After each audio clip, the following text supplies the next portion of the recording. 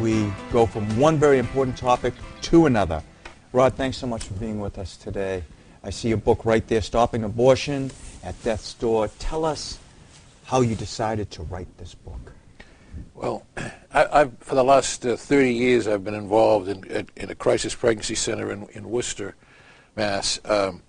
Before that, I was involved in other kinds of pro-life things, like I was on the executive board of Mass Citizens for Life and politics and all the different things you do when you're trying to stop abortion. It goes back to my mother and father and the nuns and Cambridge Catholic schools that I went to. And so with the 30 years of activity and experience running a crisis pregnancy center, I think we know how to do things, and I'm getting to be, I'm 72, I'm thinking about replacing myself sometime, and I was thinking, what can I do to continue this? Maybe other people will be able to do this. And so I put it down on paper, what we do, how you raise money, and how you find a location. By the way, we're located and have been next to the abortion facility for the whole 30 years.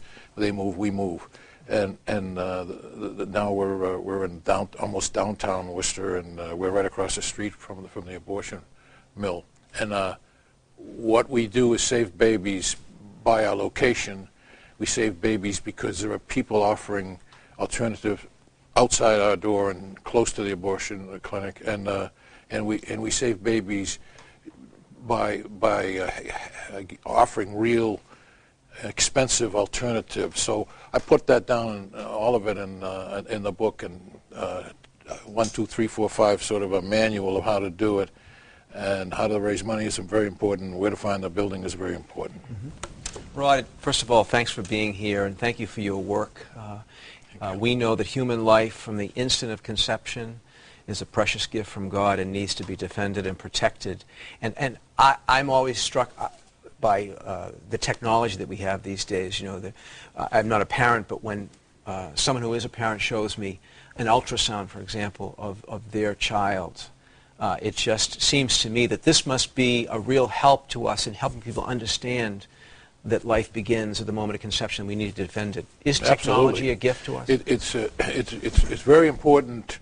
We call it a nuclear option, because if we're not able to change the mind of a woman by counseling and by showing them the fetal models and by all the other things we do in a counseling session, all our counselors are women, by the way, then we try to get her, ask her if she'd be willing to have an ultrasound. When she sees her baby in utero on screen, and hears the boom, boom, boom, boom, it almost always changes their mind, up to 85, 90% of the time. And these are the toughest cases. These are the women who want abortions.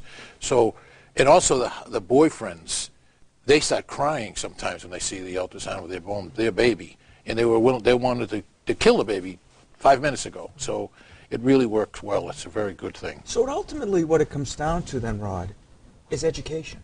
It comes down to really showing these people who want to have an abortion what that decision really means. Yeah, that's right.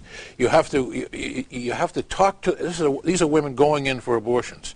They don't want to hear anything. They don't want to listen.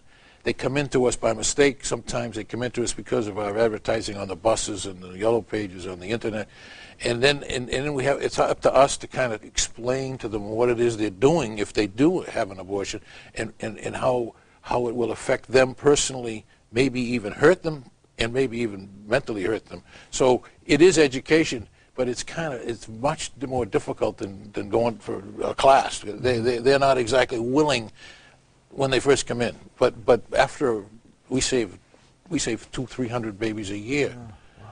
And it's because where we are. That's the reason we do so well. You're and right that's what I'm saying in the book. And we can't meet violence with violence, the terrible violence, the abortion, the fact that it's murder. We can't meet that with violence. And you have a non-violent approach. Could you explain that to us? There is, there's no sense to use violence. So the thing is, these women have to be treated gently. They have to be treated respectfully. They have to be treated as they are. They're the carrier of a baby.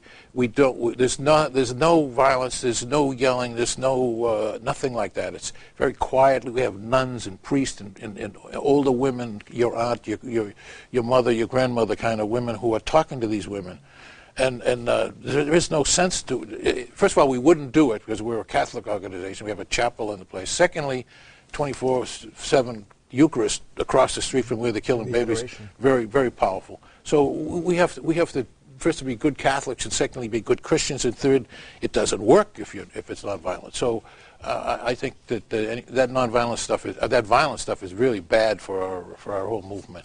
Well, you know, here at Catholic TV, we have Lifelines. It's a segment we put on talking about life and how important life is.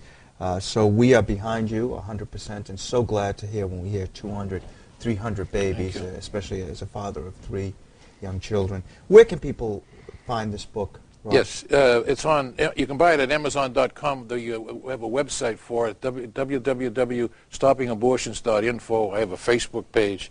It's in some Catholic bookstores. Some of the shrines around here, like La Salette and so forth, the one out in Stockbridge, so forth. I do something with a Facebook page. Yeah. Give you a Look, I got kids who tell me what to do.